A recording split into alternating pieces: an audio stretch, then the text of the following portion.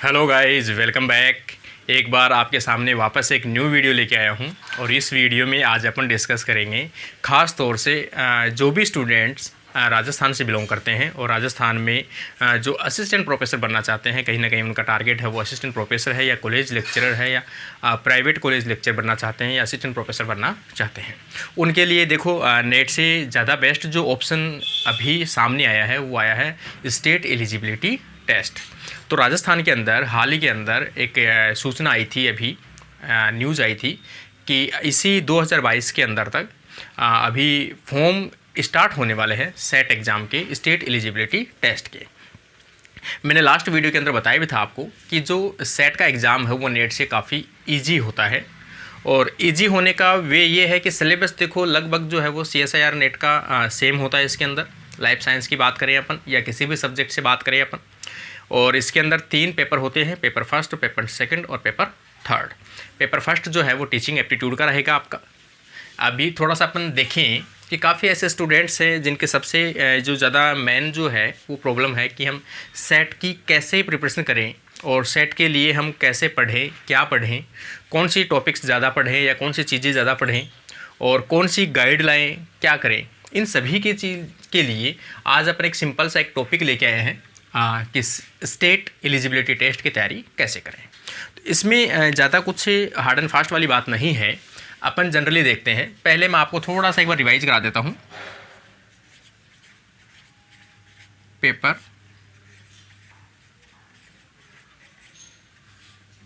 Pattern, paper pattern की अपन बात करें कि पेपर पैटर्न कैसा होगा, तो इसके अंदर फर्स्ट पेपर, सेकंड पेपर और थर्ड पेपर, 3 पेपर होने हैं इसके अंदर। पहला पेपर जो आ जाएगा टीचिंग एप्टीट्यूड,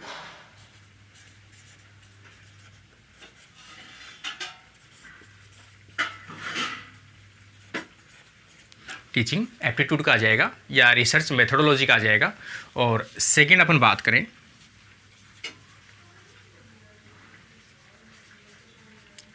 सब्जेक्ट और थर्ड भी सब्जेक्ट का। इस प्रकार से आपके 3 पेपर होने हैं। पहला आ जाएगा टीचिंग एप्टीट्यूड का, सेकंड और थर्ड जो है वो आपका आ जाएगा सब्जेक्ट का। यहाँ पर अपन बात करें लाइफ साइंस के या किसी भी सब्जेक्ट से आप बिलोंग करते होंगे तो सेम वैसे ही आपको फॉलो करना है। ये तो सबके लिए जो है वो कॉमन रहेगा, ये सबके लिए क्या है, कॉमन है। और इसके 50 क्वेश्चन आने हैं, क्वेश्चन आएंगे 60, लेकिन आपको अटैम्प्ट कितने करने हैं, 50 क्वेश्चन अटैम्प्ट करने हैं। और ये भी सेम ऐसी कंडीशन है, 50 क्वेश्चन आएंगे और ये 75 क्वेश्चन आएंगे। इस प्रकार से ये तो देखो पेपर पैटर्न की बात है। प्रत्येक जो क्वेश्चन है वो 2 मार्क्स का रहेगा, तो ये 350 का पेपर बैठेगा आपका। तो ये तो एक पेपर पैटर्न की बात है कि इस प्रकार से एग्ज़ाम होगा। आपके माइंड में ऐसे होने चाहिए कि कैसे कैसे पेपर होना है, कैसे कैसे स्टेप्स आएगी इसके अंदर और कैसे अपन इसमें अपीयर होंगे। ये सभी मैंने बेसिक जो स्टेप्स है वो बताई है आपको।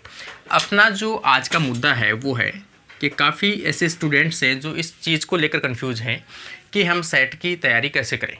देखो, सेट की तैयारी करने के लिए सबसे पहले आपको जो फर्स्ट पेपर है इस पर थोड़ा सा ध्यान देना है। काफ़ी जो गाइड्स हैं वो अभी निकलेगी या मार्केट में भी होगी टीचिंग एप्टीट्यूड की। सिलेबस वही है टीचिंग एप्टीट्यूड का जो UGC ने जारी कर रखा है, UGC नेट ने जारी कर रखा है, वही सिलेबस है, उसी को आपको फॉलो करना है।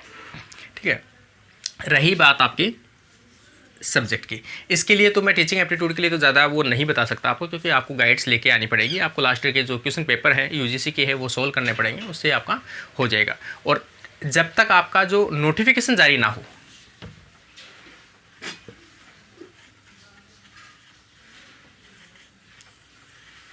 जब तक आपका नोटिफिकेशन जारी ना हो तब तक आप इस चीज़ को छोड़ दीजिए, फर्स्ट पेपर को। आप तब तक अपने केवल सब्जेक्ट के ऊपर फोकस रखिए, तब तक आप केवल सब्जेक्ट के ऊपर ध्यान दीजिए कि सब्जेक्ट में कैसे क्वेश्चन आने हैं और कैसे अपन इसको पढ़ें। तो देखो, सबसे पहले आप किसी भी सब्जेक्ट से आप सेट की प्रिपरेशन करने के लिए इन्वॉल्व होने वाले हैं तो मेन जो आपकी होगी 11th एंड 12th।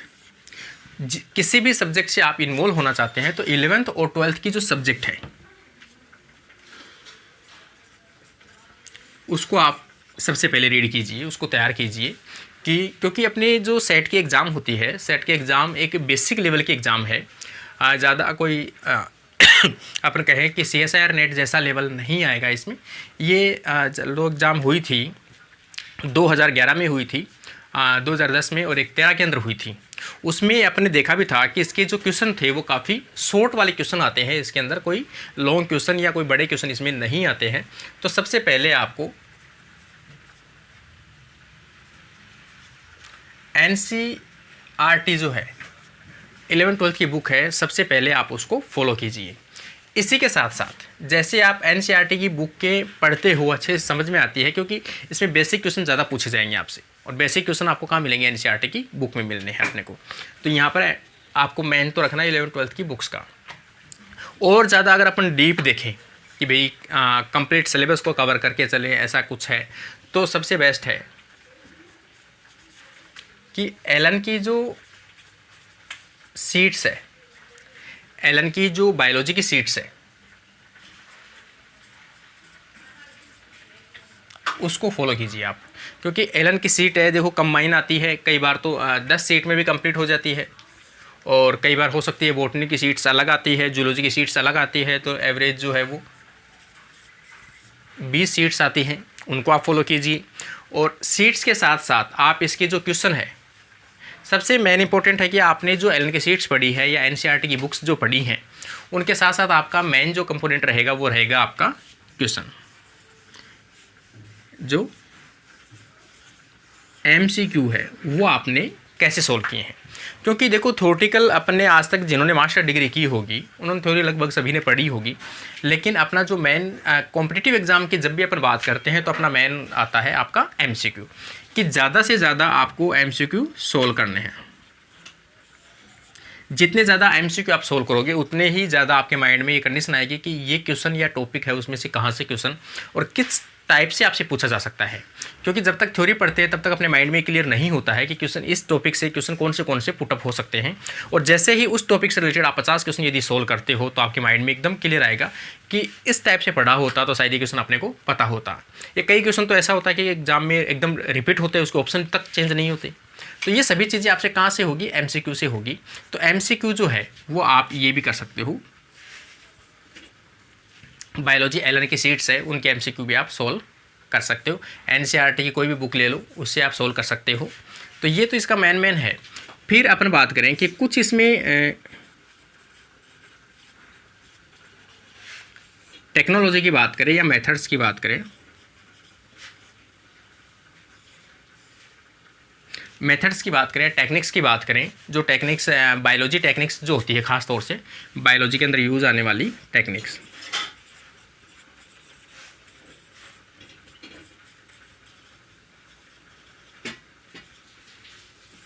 जो बायोलॉजिकल टेक्निक्स होती है उनमें अपन खास तौर से मोटा मोटा अपन देखें, जैसे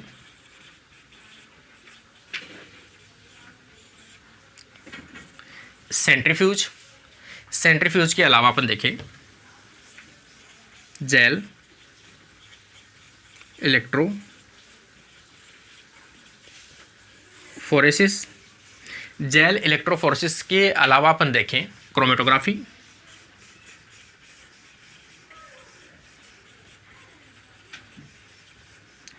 और इसके अलावा देखिए माइक्रोस्कोप,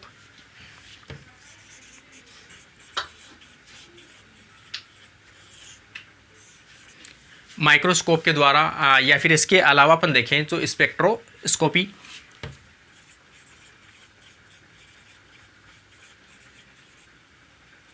या फिर अपन कह सकते हैं फोटो स्पेक्ट्रोमेट्री, स्पेक्ट्रोस्कोपी, या फिर अपन कह सकते हैं फोटोमेट्री कह सकते हैं अपन। इसके अलावा कीमोमेट्री भी आता है, क्लोरीमेट्री भी आता है। इसके टाइप से ये काफ़ी ऐसे टेक्निक्स हैं जो जनरली पूछा जाता है। क्वेश्चन मोस्टली जो है जो इलेक्ट्रोफोरेसिस में आता है, क्रोमेटोग्राफी में आता है, और इसमें से माइक्रोस्कोप में से आता है। माइक्रोस्कोप में से खास तौर से जो फेज कॉन्ट्रास्ट माइक्रोस्कोपी है उसको मेन पढ़ना आपको। फेज कॉन्ट्रास्ट माइक्रोस्कोपी, उसके अलावा आपको टैम और सैम जो इलेक्ट्रॉन माइक्रोस्कोपी है उसके दोनों टाइप्स पढ़ने हैं, उनके साइंटिस्ट पढ़ने हैं, उनमें कौन से के अंदर 3D इमेज आती है, कौन से में 2D इमेज आती है, उन सभी डिटेल्स के बारे में आपको देखना है। तो देखो ये जो बेसिक चीज़ें हैं ये आपको देखनी। इसके अलावा इसमें जो इवोल्यूशनर बिहेवियर है ये अपन कहें उसके कहें अपन बिहेवियर बायोलॉजी कहें अपन ख़ास तौर से, उसमें भी काफ़ी क्वेश्चंस जो हैं वो इसमें पूछे जाते हैं। तो यहाँ पर आप इसको इथोलॉजी को भी इसमें आप देख सकते हो। इथोलॉजी छोटा सा टॉपिक है और इथोलॉजी की जो कंप्लीट क्लासेस है 8 क्लास है, शायद मैंने यूट्यूब के ऊपर प्लेलिस्ट आप जाकर देख सकते हो। इथोलॉजी के 8 क्लास है, कंप्लीट इथोलॉजी मैंने उसमें करा रखी है, शायद उससे क्वेश्चन आपको बाहर ना मिले। और इनकी भी मैंने कुछ करा रखी है, शायद कुछ मेथड्स की करा रखी है, टेक्नोलॉजी की भी करा रखी होगी मैंने, और माइक्रोस्कोपी की भी मैंने करा रखी होगी। तो ये बेसिक चीज़ें वहाँ से आप देख सकते हो। इसके अलावा ये जो मेथड है वैसे हाई लेवल में तो देखो आपको पाथफाइंडर में भी देखने को मिल जाएगी।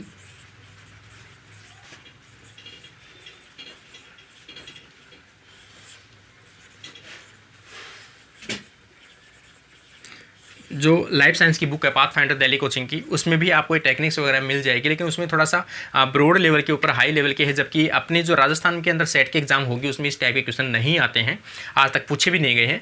आपने फर्स्ट ग्रेड के पेपर भी देखे होंगे, कॉलेज लेक्चर के पेपर भी देखे होंगे, एकदम बेसिक टाइप के जो क्वेश्चन पूछे जाते हैं, जो आपकी जनरल जो इनकी एलन सीट के अंदर ये क्वेश्चन मिल जाते हैं। आपको एलन सीट में मिल जाएंगे या फिर 11th-12th में मिल जाएंगे।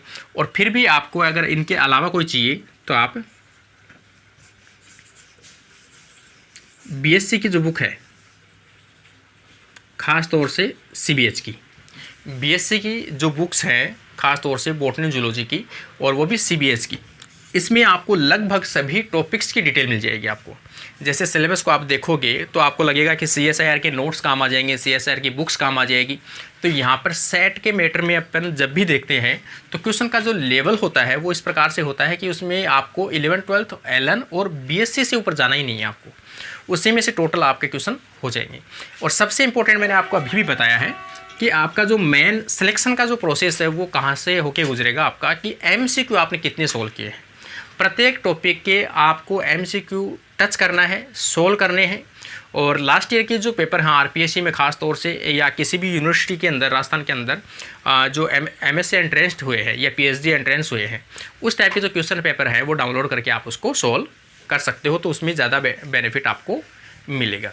तो ये इसका बेसिक फंडा है कि आपको इसकी तैयारी कर सकते हो। और इसके बारे में अपन देखें कि 16 जो पेपर हैं